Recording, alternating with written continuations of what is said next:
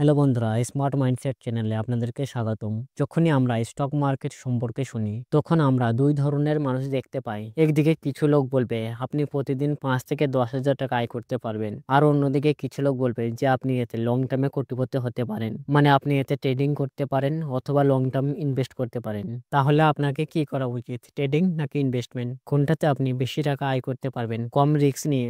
আজ আমি এই প্রশ্নের উত্তর দেব একদম সহজ ভাষায়, কারণ আমার লক্ষ্য এটাই থাকে আপনাকে নলেজ, মোটিভেশন এবং ডিরেকশন দেওয়া। আর এই তিনটি আপনি এই ভিডিওতে পাবেন, যার ফলে সময় নষ্ট না করে আপনি স্টক মার্কেট শুরু করতে পারবেন এবং খুব তাড়াতাড়ি ফাইন্যান্সিয়ালি ইন্ডিপেন্ডেন্ট হতে পারবেন। তো চলুন শুরু করা যাক। এই ভিডিওটিকে আমরা তিনটি ভাগে ভাগ করছি। প্রথমেই আমরা ট্রেডিং এবং ইনভেস্টমেন্টের ধারণাটি সঠিক বুঝবো, তারপর আমরা এক্সাম্পলের মাধ্যমে পার্থক্যটি স্পষ্টভাবে বুঝবো যে এই দু ধরনের লোকেরা কিভাবে টাকা আয় করে এবং সেই টাকা আপনার কাছে কোথা থেকে আসবে। তারপর আমরা জানবো যে আপনার জন্য কোনটি ভালো, অর্থাৎ এতে রিস্ক কতটা এবং প্রফিট কত আছে, যা কম্পেয়ার করে আপনি নিজেই সিদ্ধান্ত নিতে পারবেন যে আপনার জন্য কোনটি বেশি ভালো। আর তারপরে এই ভিডিওটি শেষে আমি আমার পরামর্শ যোগ করব। তো বন্ধুরা, ভিডিওটি শেষ পর্যন্ত দেখবেন বিনা স্কিপ করে, কারণ আমি নিশ্চিত করে বলতে পারি যে জিনিসটি আপনি আজ শিখবেন তা থেকে ভবিষ্যতে কোথাও না কোথাও টাকা আয় করবেনই। তো চলুন প্রথমে আমরা এই দুটি স্ট্র্যাটেজি বুঝে নিই। ট্রেডিং এ যখন আপনি কোনো স্টক কেনেন, তখন তাকে বিক্রি করার মাইন্ডসেট নিয়ে,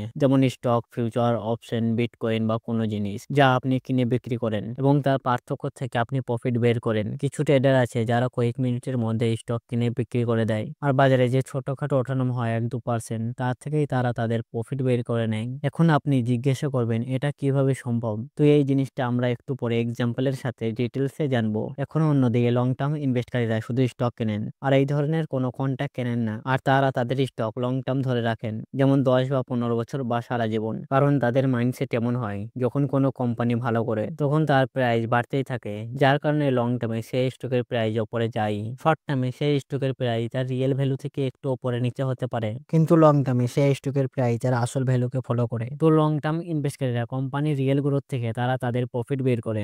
আপনাদের মধ্যে কিছু লোক আমাকে বলবেন, যখন রোজ আমরা ট্রেডিং করে ভালো প্রফিট করতে পারি, তাহলে লং টার্মের জন্য তো অপেক্ষা করব কেন? এবং সেটা জানার আগে আমরা এই দুটি স্ট্র্যাটেজি ভালোভাবে বুঝে নিই এবং তাদের পার্থক্য জেনে নিই এই দুটি এক্সাম্পলের মাধ্যমে। এই দু ধরনের লোকেরা টাকা আয় করে কিভাবে এবং সেই টাকা কোথা থেকে আসে। তো প্রথমে এক্সাম্পলে ধরুন আপনি আপনার বন্ধুর সাথে একটি কয়েনে টসে বাজি ধরলেন। যদি হেড আসে তাহলে আপনি জিতবেন আর সে আপনাকে 10,000 টাকা দেবে, আর যদি টেল আসে তাহলে আপনি তাকে 10,000 টাকা দেবেন। তো যেই আপনি কয়েন টস করলেন, আপনি এই খেলা থেকে পিছু হাঁটতে পারবেন না, মানে পিছনে যেতে পারবেন না। মানে আপনার কাছে হয় 10,000 টাকা আসবে অথবা আপনার পকেট থেকে 10,000 টাকা কম হবে। তো যদি এই খেলা আপনি শুধু একবার খেলেন, তাহলে হয়তো আপনি ভাগ্যবান এবং আপনি জিতে যাবেন। কিন্তু যদি এই খেলা আপনি আপনার বন্ধুর সাথে বারবার খেলেন, তাহলে দুজনের মধ্যে কেউ কি বলতে পারবে সে এতে কোটিপতি হবে? কারণ এই খেলায় প্রতিটি বাজির পরে আপনার কাছে হয় 10,000 টাকা আসবে অথবা 10,000 টাকা কম হবে। তো যদি এই খেলা আপনি জীবনভর খেলেন, তাহলে সম্ভাবনা আছে যে আপনারা দুজনেই খালি হাতে ঘরে ফিরে যাবেন, কারণ এতে 50-50 সম্ভাবনা আছে দুজনের জেতার। হয়তো কখনো আপনি জিতবেন, কখনো সে জিতবে। তাই আমরা এই খেলাকে জিরো সাম গেম বলি, কারণ এতে আপনি কোনো টাকা অ্যাড করছেন না। এতে লং টার্মে কারো কোনো প্রফিট হচ্ছে না, না আপনার,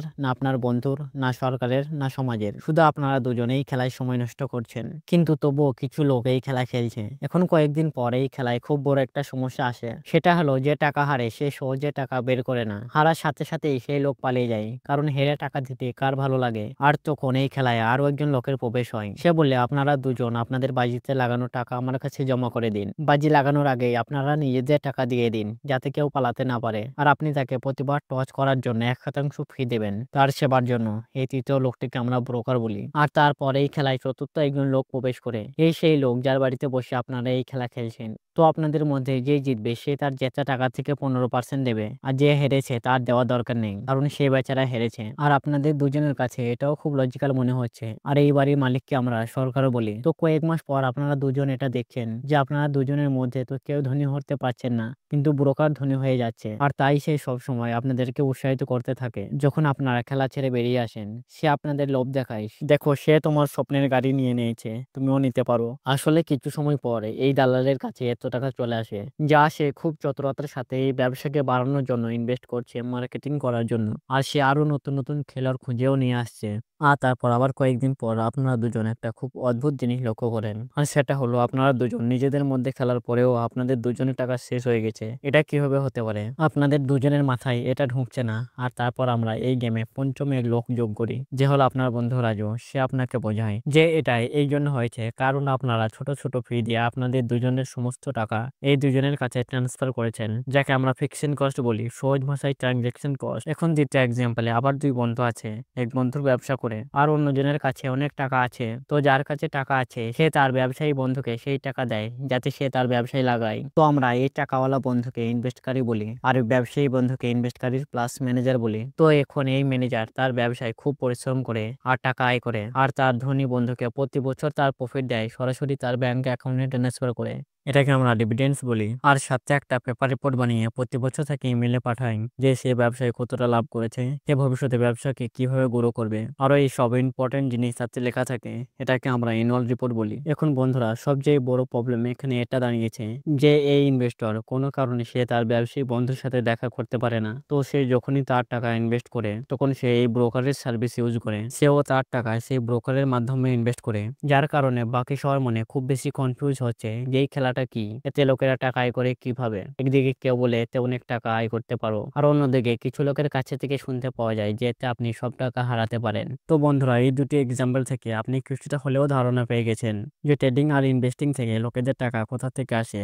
এখন আমরা এই ভিডিওর সবচেয়ে ইন্টারেস্টিং পার্টে চলে আসি, আর আমরা এটা জানার চেষ্টা করব কোন অপশন আপনার জন্য বেশি ভালো। এখন আমরা এই ভিডিওর সবচেয়ে আকর্ষণীয় অংশে চলে এসেছি, এখানে জানবো কোন অপশন আপনার জন্য বেশি ভালো, কোথা থেকে বেশি আয় করা সম্ভব, এবং এই দুটির মধ্যে কতটা ঝুঁকি রয়েছে, অথবা শেয়ার মার্কেটকে মানুষ এত ভয় পায় কেন। অনেকেই শেয়ার মার্কেটকে ভয় পান কারণ তারা প্রথমেই ভুল পথে প্রবেশ করেন। যেমন ট্রেডিং, ধরুন আপনি শুনলেন যে একটি স্টকের ভালো খবর আছে আর তার দাম আগামীকাল বাড়বে। আপনি দ্রুত সিদ্ধান্ত নিলেন এবং আপনার জমানো 1 লাখ টাকা সেই স্টকে ইনভেস্ট করলেন, কিন্তু হঠাৎ কোনো নেগেটিভ নিউজের কারণে সেই স্টক 5% পড়ে গেল। আপনি দেখলেন আপনার 5,000 টাকা লস হয়ে গেছে, হয়ে আপনি সেই স্টকটি বিক্রি করে দিলেন যাতে আর বেশি লস না হয়। কিন্তু সমস্যা এখানেই শেষ নয়, পরের দিন দেখা গেল সেই স্টক 7% বেড়ে গেছে। যদি আপনি ধৈর্য ধরতেন তাহলে প্রফিট করতে পারতেন, কিন্তু আপনি লসের ভয়ে আগেই বিক্রি করে দিয়েছেন। এটাই বেশিরভাগ নতুন ইনভেস্টকারীর গল্প।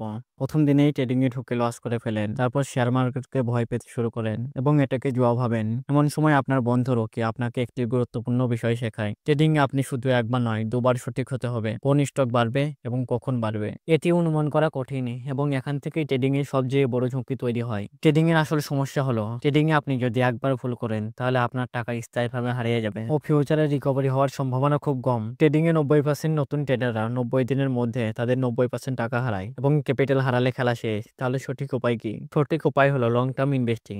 স্টক মার্কেটে লং টার্ম ইনভেস্টিং করলে শুধু ইনভেস্টকারী নয়, ম্যানেজারও লাভবান হন, নতুন চাকরি তৈরি হয়, দেশের ইকোনমি বাড়ে, জিডিপি বৃদ্ধি পায়। অনেক কোম্পানির স্টক গত 10 থেকে 15 বছরে কয়েক গুণ বেড়েছে।